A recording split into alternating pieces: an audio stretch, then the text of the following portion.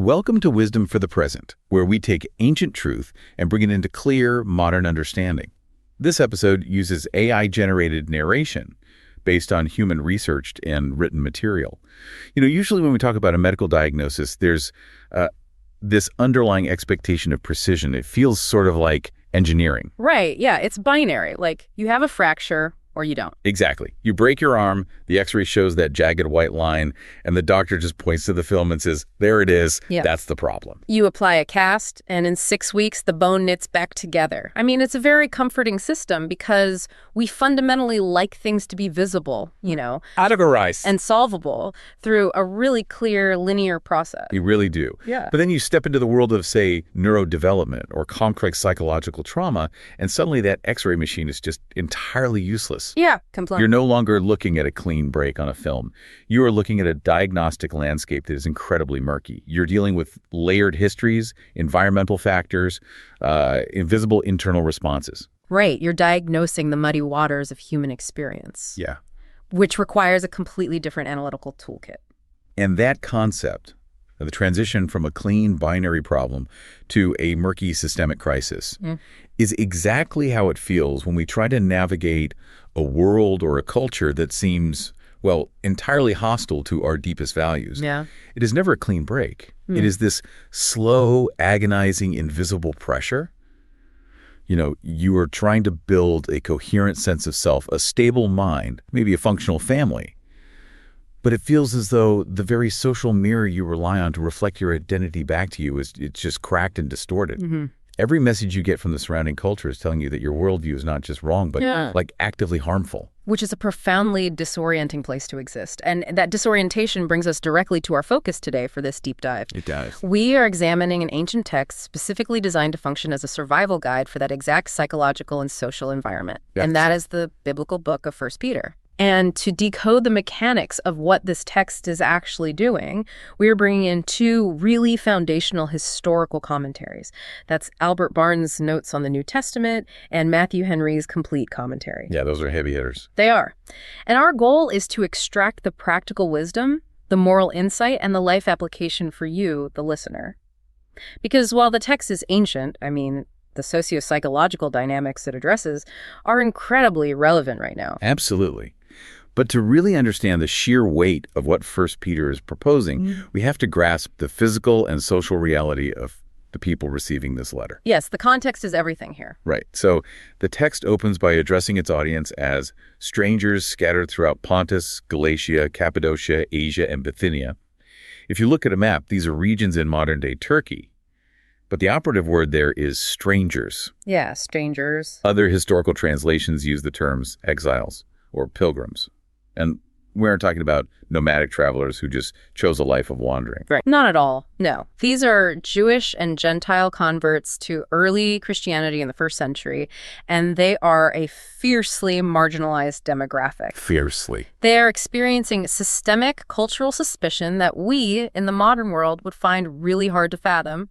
Albert Barnes highlights in his commentary that the pagan Roman world was largely ignorant of what this new sect actually believed or practiced. Right. And, human nature abhors a vacuum. When society doesn't understand a closed-off group, it fills that ignorance with the most terrifying assumptions possible. The rumor mill just completely takes over. Exactly, but on a catastrophic scale. Barnes notes they were charged with the most abominable vices. Wow. Because early Christians had to meet in secret, often in homes or catacombs before dawn to avoid arrest. The broader society accused them of plotting terrible crimes. Because they radically referred to one another as brother and sister, regardless of social class, they were widely accused of incest. Oh, wow. I hadn't thought of that angle. Yeah. And because they spoke of consuming the body and blood of Christ in their communion rituals, the widespread Roman rumor was that Christians practiced cannibalism. That is just... Let's pause and think about the sociological impact of that for a second. Yeah. If you are living in a tight-knit Roman city where your livelihood depends entirely on the marketplace, your local trade guild, your neighbor's trust, what happens when the prevailing societal belief is that you are an incestuous cannibal? Right. You can't just go to the local baker and do business as usual. Exactly. The social isolation would be absolute. It was absolute. They were exiled from their previous social standing. Like if you were a silversmith or a merchant, You were likely expelled from your trade guild, which was deeply tied to the worship of pagan deities. And expulsion meant losing your livelihood. Completely. You couldn't participate in civic festivals. You were cut off from the local economy. So they were navigating extreme, relentless cultural hostility every single day. The entire structure of society was weaponized against them, creating this atmosphere of constant, low-level terror. Which perfectly sets up the core thematic question of this entire deep dive. The overarching problem First Peter is attempting to solve is this. How do you maintain profound inner peace, unshakable integrity, and a joyous spirit when the entire apparatus of your surrounding culture is hostile to your existence? Yeah, that's the big question. When the external world is screaming that you were the villain, how do you not internalize that? How do you keep from either violently fighting back or just completely collapsing into despair? The author's approach to answering that question is brilliant because it is entirely counterintuitive. He doesn't start by offering, a political strategy to overthrow the corrupt Roman governors. Right. He doesn't offer a legal defense to argue against the slander. He begins with the internal architecture of the individual. He insists that before you can address a hostile world, you must entirely secure your own internal landscape. Okay, let's unpack this, because the phrasing the author uses to describe securing that internal landscape is striking. In chapter 1, verse 13, the text says, "Wherefore gird up the loins of your mind, be sober, and hope to the end." Gird up the loins of your mind. It is one of the most vivid metaphors in ancient literature. It is vivid, but I think it requires some mechanical translation for a modern listener. If I hear gird your loins, I have this vague, cinematic image of someone getting ready for a sword fight. But what was the actual physical mechanism of girding in the ancient world? Well, in the first century Greco-Roman and Jewish worlds, both men and women wore long, flowing tunics as their primary garment. Right. These were practical for the climate, allowing airflow, but they were a massive liability if you needed to move quickly. If you had to run, perform intense physical labor, or engage in combat, you could not have yards of fabric flapping around your calves and ankles. That's for sure. The fabric would catch on brush, it would slow your stride, or worse, you would step on your own hem and fall face first into the dirt. So to gird the loins meant physically gathering up the excess fabric of that tunic, pulling it tightly up between your legs, and tucking it securely into your thick leather belt. You are literally securing the loose ends so that you are streamlined, agile, and prepared for sudden, intense action. Precisely. It is an active, highly conscious preparation. You do not gird your loins to take a nap. You do it because you are stepping into a demanding, potentially dangerous arena. But I want to push back on how we translate that physical action into a mental one. Sure. Because it is easy to say, gather up the fabric of your tunic. It's a tangible object. But how do you actually gird a thought process? Yeah, that's the tricky part. When a person is under the kind of intense social stress these exiles were under, losing their jobs, being slandered by neighbors, the mind isn't a neat piece of cloth. It feels chaotic. It feels like static. How do you tighten up a mind that is already fraying from anxiety? That is the crucial question. And this is where Matthew Henry's commentary provides a remarkably astute psychological insight. Henry explains that girding the mind means gathering in the loose and neglected affections of the inner man. He frames it as restraining our cognitive extravagances. Loose and neglected affections. What does he mean by that practically? He means the default, unmanaged emotional responses that we all have. Like, when you are attacked, your default affection might be a desire for revenge. Right. When you see someone else thriving while you are suffering, your default affection is envy. When you are scared, your default affection is catastrophic anxiety. Yeah, doom spiral. Exactly. And if you allow those emotional states to just hang loose and trail behind you, they become the very things you trip over. You cannot navigate a hostile environment if you are constantly stumbling over your own unmanaged fear or bitterness. So it's about emotional regulation and cognitive discipline. And the text doesn't leave this as an abstract concept, right? It actually gives us the specific mechanism for how to do this in chapter 2, verse 1. It tells the reader to lay aside all malice and all guile and hypocrisies and envies and all evil speakings. Notice the specific list of what needs to be gathered up and discarded. Malice, guile, which means deceit or manipulation, hypocrisy, envy, and evil speaking, which essentially means slander or malicious gossip. I read that list and I instantly think of the modern attention economy. Oh, 100%. Malice, hypocrisy, envy, and slander. That is the exact business model of social media. That is what drives engagement algorithms.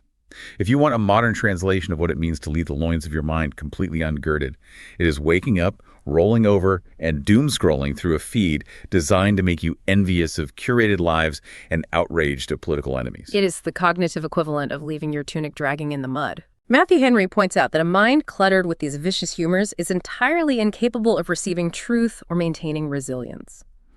In today's terms, you cannot consume cognitive junk food and expect your brain to function like a high-performance engine during a crisis. Right. If you are constantly feeding your mind the guile of fake online personas or the malice of digital outrage, your mental architecture is inherently compromised. You are intentionally ingesting poison and expecting it to make you stronger. So, if we are instructed to actively lay aside all of this cognitive junk food, this malice and envy, what is the alternative? What is the nutrient-dense diet for a girded mind? 1 Peter chapter 2, verse 2 provides the prescription. It says, "As newborn babes, desire the sincere milk of the word, that ye may grow thereby." Henry notes that infants do not have a casual relationship with milk. Definitely not. They desire it with an absolute, impatient sense of hunger because it is their singular source of life and growth. The survival instinct kicks in. For you, the listener navigating your own modern hostilities, the practical application here is a ruthless audit of your information diet. You have to actively, intentionally replace the passive intake of societal malice with the pure nourishment of enduring truth. You have to shut off the noise. If your workplace is toxic and you spend your evenings ruminating on the toxicity, reading articles about how awful things are, and gossiping with coworkers about the boss, your mind is unguarded. You are soaking in the very environment that is destroying you. The underlying logic here is profoundly realistic. The author is not promising that if you think positive thoughts, the hostile culture will suddenly become friendly. Right, it's not magic. No, the text assumes the hostility is a permanent fixture of their reality. The mind will be attacked. Therefore, the mental preparation, the girding, must happen in advance. You do not wait until you are falsely accused or fired to figure out how to regulate your emotions. You gather in those loose affections daily through rigorous control over what you choose to consume and dwell upon. The internal architecture must be secured before you walk out the front door. But that internal filtering process naturally begs a question about the external reality. Okay. You can clean up your information diet all you want, you can regulate your emotions perfectly, but eventually the hostile culture is going to knock on your door. The slander is going to impact your bank account. The social isolation is going to hurt. How does this ancient author tell these exiles to handle the actual physical and social suffering that hits them? What's fascinating here is that this brings us to what is arguably the most countercultural and difficult paradigm shift in the entire letter. It's the paradox of the fiery trial. Once the mind is focused, the author completely reframes how the individual should perceive the hardships hitting them from the outside. And it is a massive reframe. In chapter 1, verses 6 and 7, and again, chapter 4, verse 12, the text tells these oppressed, marginalized people something that sounds honestly entirely irrational. Yeah, it really does. It tells them not to think the fiery trial is some strange, bizarre accident, but rather to rejoice in it. The text literally commands them to find joy in the fire. I have to stop here and push back hard on this. Please do. From a modern psychological perspective, telling a victim of systemic oppression to rejoice in their suffering borders on gaslighting. It sounds like the absolute definition of toxic positivity. When you are losing your business because the local trade guild blacklisted you for your faith, or when your family is starving because of neighborhood slander, joy is not a natural human response. No, it's not. We spend millions of dollars on therapy today to help people process the trauma of injustice. Why on earth would this text instruct them to be happy about their persecution? If we read that instruction superficially, your critique is absolutely correct. It sounds like an endorsement of masochism. But we have to look at the mechanism of why the author tells them to rejoice. He isn't telling them to enjoy the pain. He is revealing the hidden utility of the pain. The utility of it. Right. And this is where Albert Barnes and Matthew Henry dive into the purpose of the fire. Henry makes a deeply enduring comparison between the nature of faith and the nature of gold. Let's trace that out. Gold in the ancient world was the ultimate standard of value and durability. Yes. It was the most precious, pure, and durable substance they knew. But, as Henry points out, even gold is technically corruptible. Over vast amounts of time or under certain extreme chemical conditions, it can perish. Faith, however, the internal architecture of the human soul connected to the divine, is incorruptible. It outlasts the physical universe. Okay, but how does the fiery trial fit into the gold metaphor? Because fire destroys things. Fire burns down houses. Fire ruins crops. Fire destroys wood and straw, yes. But think about ancient metallurgy. What does fire do to gold? You do not put gold into a blazing furnace to destroy it. You put the raw, unrefined gold ore into a crucible, and you intentionally turn up the heat to an excruciating degree. Why? Because the extreme heat causes the gold to liquefy, and as it does, all the dross, the impurities, the cheaper metals, the dirt that was mixed in with the gold melts and rises to the surface. And then the silversmith can skim that toxic dross off the top, leaving behind a much purer, far more valuable substance. Exactly. The fire does not destroy the gold. The fire proves its genuineness by burning away everything that is not gold. 1 Peter is utilizing this exact metallurgical mechanism to explain human suffering. Wow. The cultural hostility, the slander, the economic loss, that is the crucible. The fiery trial is a mechanism that proves the genuineness of your character. So the text is not saying, pretend that losing your job doesn't hurt. It is saying, this excruciating pain is actually performing a highly valuable function. It is burning away your impurities. Matthew Henry states it plainly, great heaviness is often necessary. And this is where we encounter a massive obstacle to growth in our modern framework. In the 21st century, we generally operate under the assumption that comfort is the baseline of the human experience. Oh, absolutely. We believe that if we are comfortable, things are normal. Therefore, any deviation from comfort, any suffering, anxiety, or hardship is viewed purely as an evil anomaly that must be eliminated immediately. We medicate it, we distract ourselves from it with entertainment, or we sue whoever caused it. Right. Our entire societal infrastructure is built around pain avoidance. If I feel discomfort, I assume something is fundamentally broken in the universe. But the ancient countercultural wisdom presented here suggests that while we naturally and rightly resist pain, suffering holds immense, irreplaceable value in refining human identity. Barnes notes in his commentary that the trial is not sent to ruin you. It is there to test your sincerity, your internal strength, and your patience. Yeah. When you are suddenly squeezed by a hostile culture, what actually comes out of you? Do you collapse into bitterness? Do you retaliate with malice? If so, that reveals the dross in your character. The fire burns away our superficial attachments. It burns away our reliance on wealth, on social status, and desperately seeking the approval of people who hate us anyway. It's the ultimate stress test for the soul. You can claim you have deep integrity, but you don't actually know if the bridge can hold the weight until a fleet of heavy trucks drives over it. The fire is the trucks. That's a great way to put it. So for you, the listener, here is a powerful point of reflection regarding whatever fire you are walking through right now. How are you framing your hardship? Are you viewing your current struggles, a toxic boss, a financial crisis, a fractured relationship, purely as meaningless random attacks from a cruel universe? Or can you shift your paradigm to view them as a crucible? Can you look at the pain and ask, what superficial attachments is this burning away? What core character strength is this forcing me to develop? That cognitive shift from meaningless pain to refining crucible changes the entire trajectory of a person's life. If the pain is meaningless, the only logical outcome is despair, victimhood, and eventual bitterness. But if the pain is a crucible refining your internal gold, it can actually lead to the joy unspeakable that Peter mentions later in the chapter. Right, because you realize it's not destroying you. Exactly. Because you suddenly realize that the hostile culture does not possess the power to destroy your identity. It only possesses the power to refine it. The culture thinks it's executing you, but it's actually just purifying you. That is a staggering realization. It really is. But this brings up a massive practical problem. We've secured the mind. We've reframed the internal suffering. But these exiles still have to live in a society. They still have to pay taxes. They still have to work for employers who despise them. How does this internal resilience translate to the public square? This moves us into what we can call the civic architecture of the text, specifically focusing on the dynamics of submission and subversion. Having redefined suffering, the author gives explicit instructions on how these marginalized strangers are supposed to interact with the very society that is holding the blowtorch. And I will warn you, this is arguably the most difficult and controversial section of the entire book. It requires extreme nuance to parse this out responsibly. Let me read the core of it. In Chapter 2, verses 13 through 20, the text outlines a series of commands regarding civic life.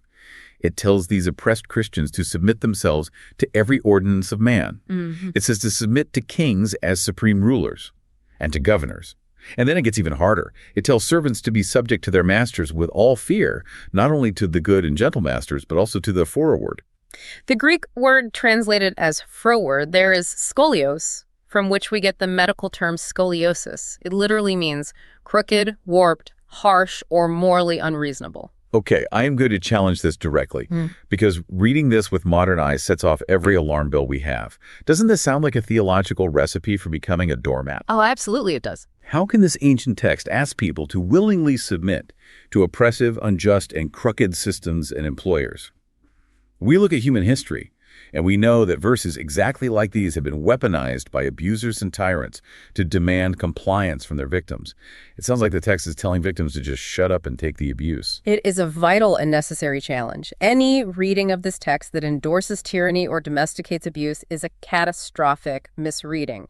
We must parse this very carefully, relying on what the text and these historical commentaries actually say. Albert Barnes makes a crucial, clarifying point here.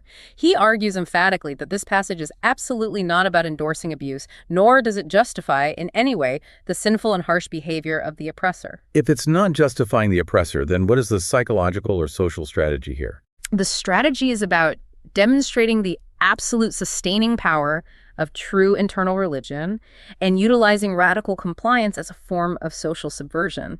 Remember the context we established earlier. The Romans accused these Christians of being dangerous, subversive criminals who practiced abominable vices.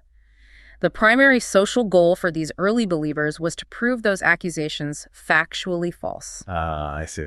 Barnes notes that if the Christians constantly rebelled against local laws, if they rioted, if they constantly fought with their employers, the pagan culture would point at them and say, look, we told you they were dangerous subversives who hate order. It would validate the slander. Right, they'd be playing right into their hands. Exactly. But by willingly submitting to the civic laws, in all areas where those laws didn't force them to violate their faith, they actively silenced the ignorance of foolish men through an undeniable track record of well-doing. So it is a strategy of subversion through radical compliance. They are neutralizing the Roman propaganda by being the best, most reliable citizens in the empire. Yes. Matthew Henry brings in a broader human concern here that echoes other ancient wisdom traditions, particularly Stoicism.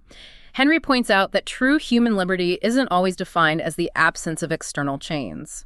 True liberty is the absolute, unshakable mastery over one's own internal reactions. Wow. Henry writes that provocations to sin, such as dealing with a cruel boss, an unjust governor, or a biased system, never justify the commission of sin in response, like retaliation, malice, or sabotage. Because the moment you retaliate with malice, you have allowed the crooked master to dictate your character. You have surrendered your internal liberty to them. Spot on. That logic reminds me of the ultimate example the text uses to anchor this argument, the historical reality of Christ himself.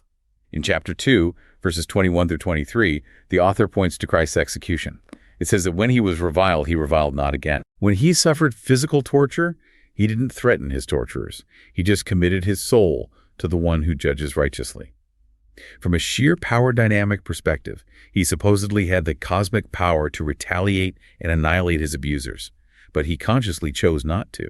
He retained complete sovereignty over his internal state, maintaining his integrity even while his physical body was being destroyed by a corrupt Roman state.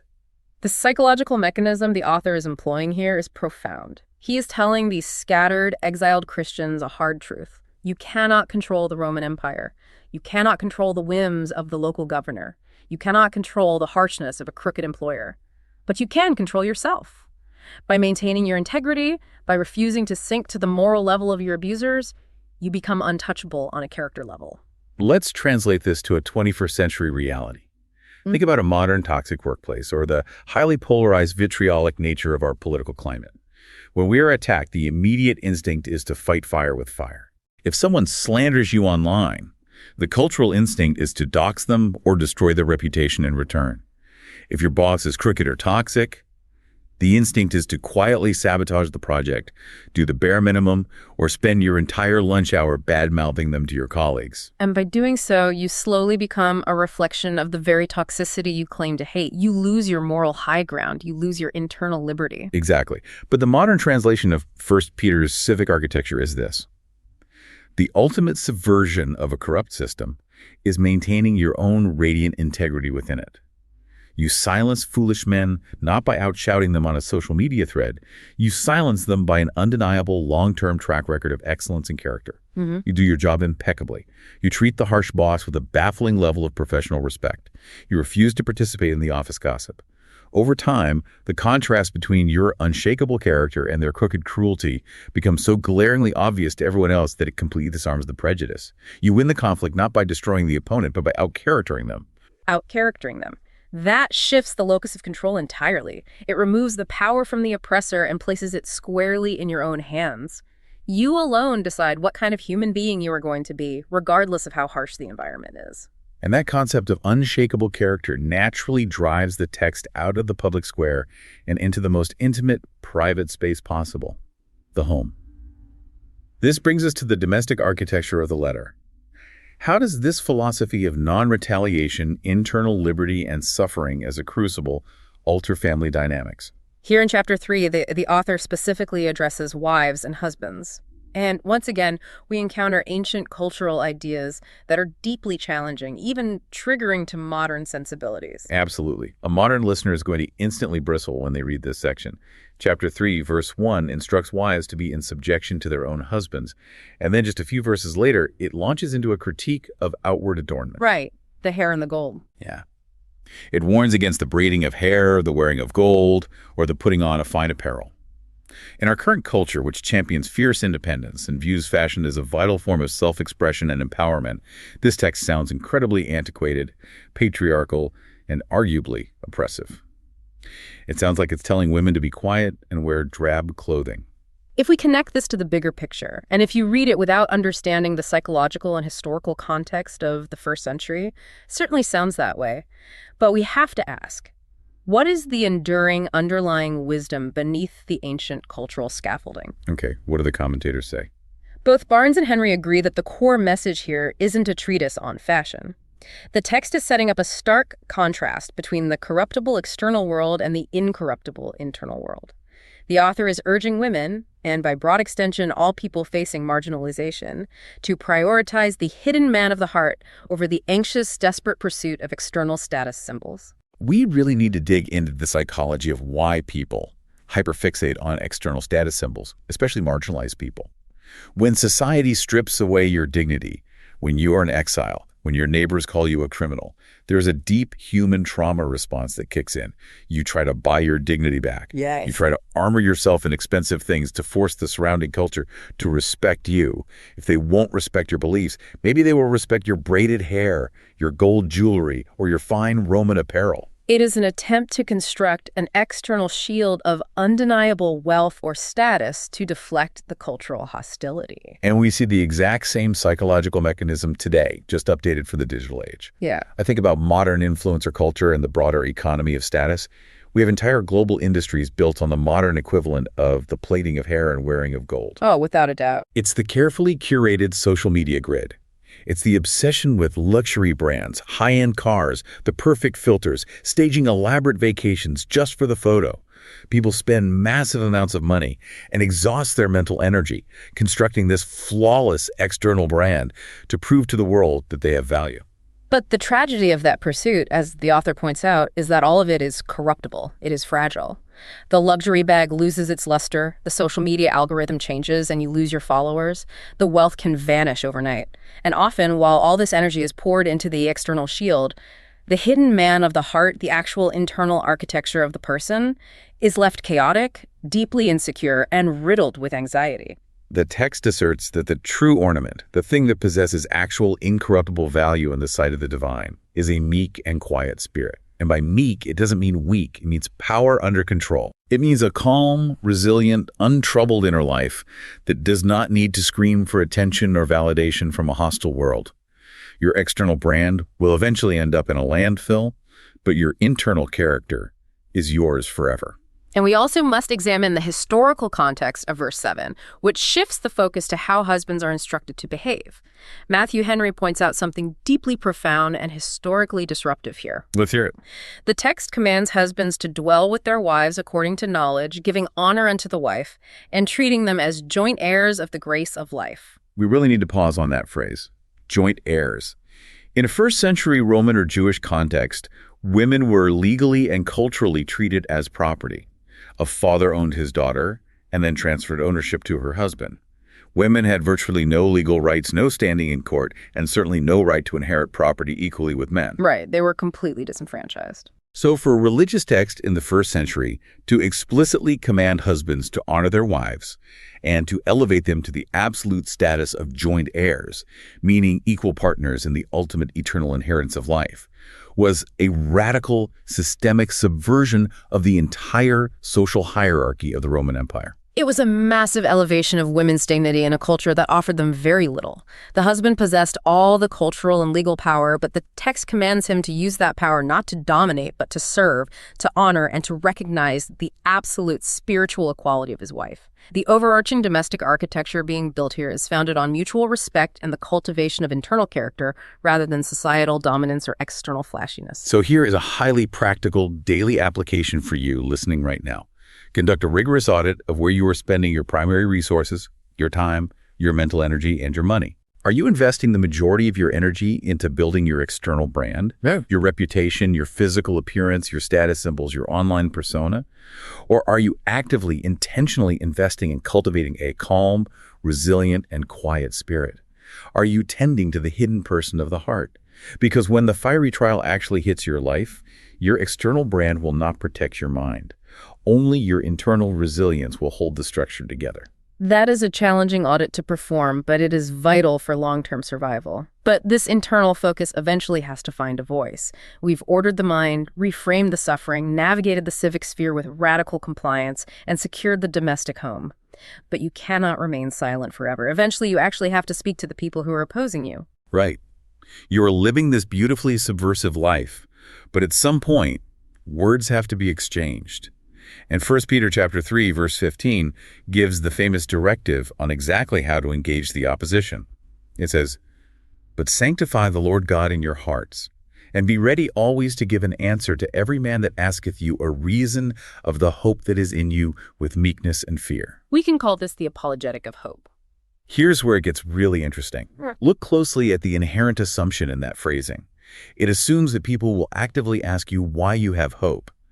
It does not say, go out into the public square, corner your pagan neighbors, and scream your worldview at them until they submit. It says, live in such a way that they are forced to ask you about it, and then be ready to answer.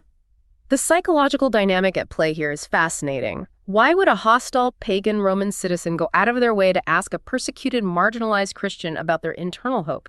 Because the Christian's peaceful conduct in the midst of chaos is utterly baffling to them. It creates massive cognitive dissonance. Think about human nature.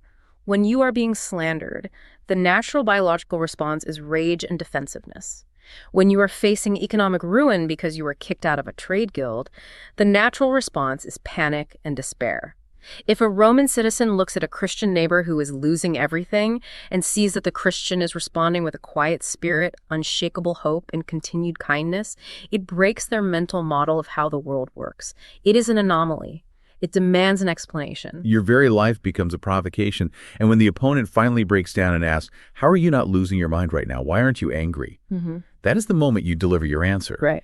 But the text insists that the manner in which you give your answer is just as critical as the theological accuracy of the answer itself.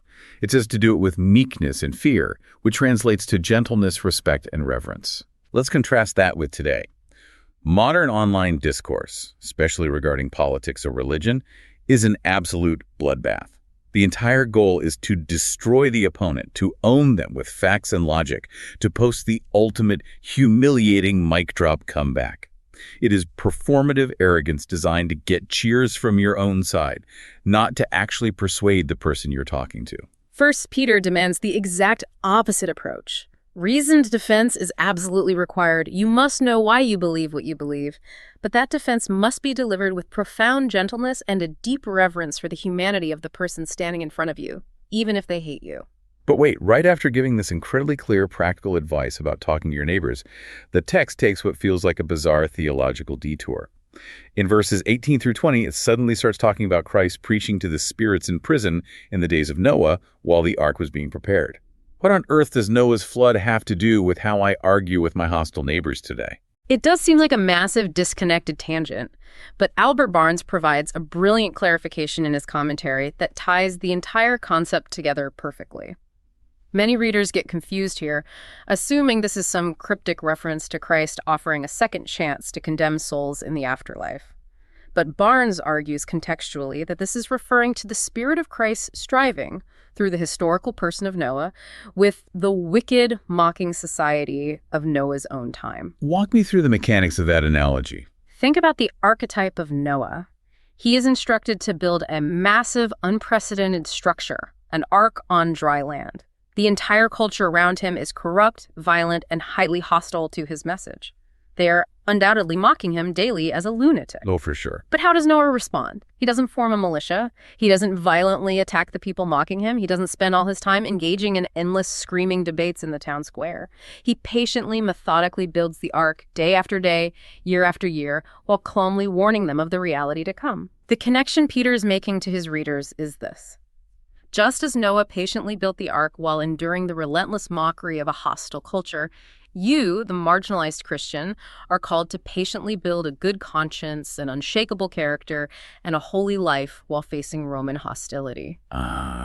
So Noah is the ultimate historical example of staying relentlessly focused on the mission, while everyone around you thinks you have lost your mind. He didn't drop his hammer to go get into a petty shouting match with a heckler. He let the undeniable reality of the work speak for itself. Exactly. And the foundational instruction right before that, in verse 15, provides the key to maintaining that focus. Sanctify the Lord God in your hearts first.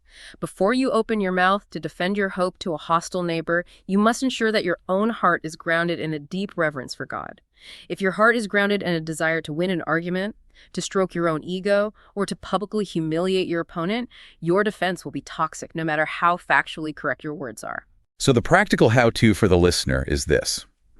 The next time your worldview, your values, or your character is attacked, whether that happens in a tense corporate meeting, in a divided family Thanksgiving dinner, or in a vicious social media thread, practice sanctifying God in your heart first, do not reply immediately. Pause. Take a breath. Regulate your nervous system. Ground yourself in the reality of your incorruptible worth. That's vital. And then when you do speak, respond purely to explain the mechanism of your hope. Do not respond to win a screaming match. Do not respond to own the opponent. Just explain the truth with absolute gentleness. And honestly, if you cannot deliver the answer with gentleness, you are not spiritually or emotionally ready to answer at all. Silence is better than malice. That requires an immense, almost superhuman level of self-control, which naturally brings us to the final critical piece of the survival puzzle. How does an individual actually sustain this kind of intense countercultural pressure over the long term without eventually breaking down, burning out, or compromising their values? The answer lies in the community architecture. You cannot do it alone. The sheer weight of the culture will eventually crush an isolated individual. So the deep dive naturally moves to how these marginalized people are supposed to treat each other inside the community while the storm rages outside. 1 Peter chapter 4, verse 8 provides the foundational rule. And above all things have fervent charity among yourselves, for charity shall cover the multitude of sins. The adjective fervent is key here. Matthew Henry notes in his commentary that this is not referring to a polite, surface-level country club friendliness. It translates to an intense, strained, enduring affection. It is a love that has to work hard. And the author says this is required above all things because in a community that is under severe external pressure, internal friction is absolutely inevitable. Right. Let's be deeply realistic about human nature. When everyone in a group is stressed, traumatized, financially strained, and exhausted by societal hostility, they do not become angels. They get snappy. They become hypersensitive. People make thoughtless comments. Someone forgets to help out. Friction occurs. Yeah, we're all human. The best analogy for how fervent charity operates in this environment is a heavy fire blanket.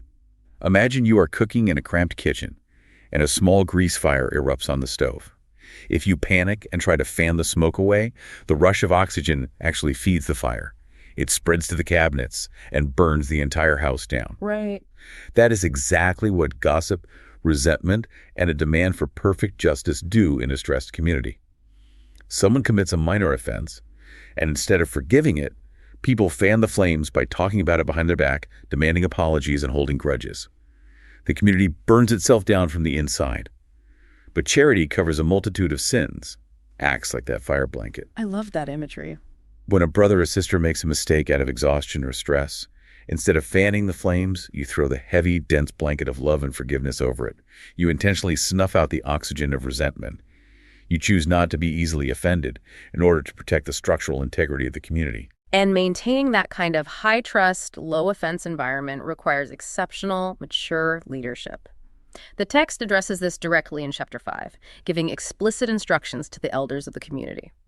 They are instructed to shepherd the flock, not for filthy lucre, meaning they cannot use their leadership position for dishonest financial gain or exploitation. Furthermore, they are commanded not to lead by lording it over God's heritage. It is the absolute antithesis of the Roman power structure. In Rome, leadership was entirely about domination, lording power over subordinates and extracting wealth from them. 1 Peter outlines the classic model of servant leadership. You do not drive the sheep from behind with a whip, using fear and coercion. You lead the flock from the front by walking the difficult path yourself, serving as a living example of the character you are asking them to embody. But why is this tight-knit, forgiving, and well-led community so existentially vital? The author answers that question with a famous, chilling warning in chapter 5, verse 8. Be sober, be vigilant, because your adversary the devil, as a roaring lion, walketh about, seeking whom he may devour. It is a terrifying image. But we need to analyze the specific metaphor. Why a roaring lion? If the adversary is trying to destroy you, why not compare him to a sneaky, venomous snake hiding in the grass or a hidden trap on the path? Why a loud, highly visible predator? This raises an important question. To understand the metaphor, you have to understand how a lion actually hunts in the wild. A lion does not sneak up and individually fight every single member of a massive herd. That would be exhausting and dangerous. A lion uses psychological warfare. A lion roars to create sudden, deafening panic. The entire goal of the roar is to terrorize the herd so deeply that they scatter in chaos. Because a lion rarely attacks a tight, cohesive, unified flock, the collective defense is too strong. The lion waits for the panic to cause one single sheep to break away from the community and run off into the brush alone. Once that sheep is isolated from the flock and the shepherd, it is entirely defenseless. It is devoured easily. That completely unlocks the meaning of the warning. The ultimate danger the author is highlighting isn't actually the external suffering itself. The fiery trial of cultural hostility, the lost jobs, the slander, that is the roar of the lion. It is terrifying, it is loud, and it induces panic. But the roar itself cannot bite you. The fire cannot destroy your incorruptible soul. Right. The real existential danger is the isolation. The danger is that the pressure of the roar causes you to panic, abandon your community, stop covering each other's sins with charity, and run off into the wilderness of bitterness and self-pity all alone. The moment you decide you don't need the church or you can't trust anyone and you isolate yourself, that is the exact moment the adversary devours your faith. So how does an individual combat that overwhelming panic when the lion roars? The text provides the specific psychological antidote in verse 7, right before the lion warning. It says, casting all your care upon him, for he careth for you. It requires an active, muscular surrender. For you, the listener, the practical application is vital. When the anxiety hits, when the cultural hostility roars and tries to trap you in the echo chamber of your own panicked mind, you cannot just sit there and hold on to the anxiety. You must actively, intentionally throw those cares, those fears of the future, onto a creator who has proven himself faithful. And verse 9 adds another crucial grounding layer to this defense. It tells the reader to resist the adversary steadfast in the faith, knowing that the same afflictions are accomplished in your brethren that are in the world. That is the ultimate antidote to the lie of isolation. When we suffer, the mind's immediate tendency is to believe that we are uniquely cursed. We think, no one has ever experienced this unfairness. No one understands how hard my situation is. Verse 9 shatters that illusion. It reminds the sufferer that they are part of a vast, global, and historical brotherhood. Millions of believers across the empire and across the centuries are experiencing the exact same fire, the exact same roar, and they are holding their ground. You are not a unique victim. You are part of an enduring army. You are not alone. Let's pull all of these massive concepts together as we close out this deep dive. We have been on quite a journey through the architecture of this text. We started with the mental architecture, learning the specific mechanics of girding the loins of our mind, curating our information diet, and refusing to consume the cognitive junk food of malice and envy. We examined the paradox of the fiery trial, shifting our perspective from viewing suffering as meaningless random pain to understanding it as a necessary crucible designed to burn away our dross and reveal the pure gold of genuine faith. We tackled the incredibly difficult civic architecture, discovering how the subversive strategy of radical compliance and unshakable internal liberty seizes the moral high ground, silencing the ignorance of a hostile society through well-doing rather than retaliation. We moved into the domestic architecture, prioritizing the incorruptible, quiet spirit over the fragile anxiety of external status branding. And we saw the radical historical subversion of elevating marginalized individuals to the status of equal joint heirs. We learned how to engage the opposition through the apologetic of hope, not by destroying our opponents in performative debates, but by letting our baffling peace provoke their curiosity, and then answering them with profound meekness and fear, just as Noah patiently built the ark. And finally, we saw the absolute life-or-death necessity of the community architecture, the requirement of fervent fire blanket charity guided by servant leadership to protect the individual from the isolating, panic-inducing roar of the adversary. So what does this all mean? To answer that, we have to point back to a tiny, almost hidden, mind-bending detail tucked away early in the letter, in chapter 1, verse 12. The author is describing the incredible magnitude of this salvation, this divine grace that sustains a human being inside the fiery crucible. He mentions that the ancient prophets searched for it, trying to understand how it would work. But then he adds this astonishing cosmic phrase. He says, "These are things which the angels desire to look into." Wait, angels? Why would cosmic beings care about human suffering? Matthew Henry points out something deeply profound and moving here. Angels in the biblical framework are cosmic, powerful, perfect beings. They live in the unhindered, visible presence of the divine. They do not experience physical suffering. They do not experience the fiery trial of cultural hostility, and they do not need redemption because they have not fallen. Okay, that makes sense. Yet Peter says they are deeply, intensely curious about the human experience of grace. The specific Greek word used for desire to look into implies a physical posture of bending over to inspect something closely. They are, metaphorically, stooping down over the balcony of heaven, absolutely fascinated by what is happening on earth. They are studying us. Think about the profound dignity that imparts to you, the listener. When you are experiencing excruciating pain, when you are under heavy, unjust trials, facing the hostility of your workplace or culture, dealing with the terrifying roar of the lion, and yet, despite all of that, you are maintaining your integrity. You are actively forgiving the enemies who slander you.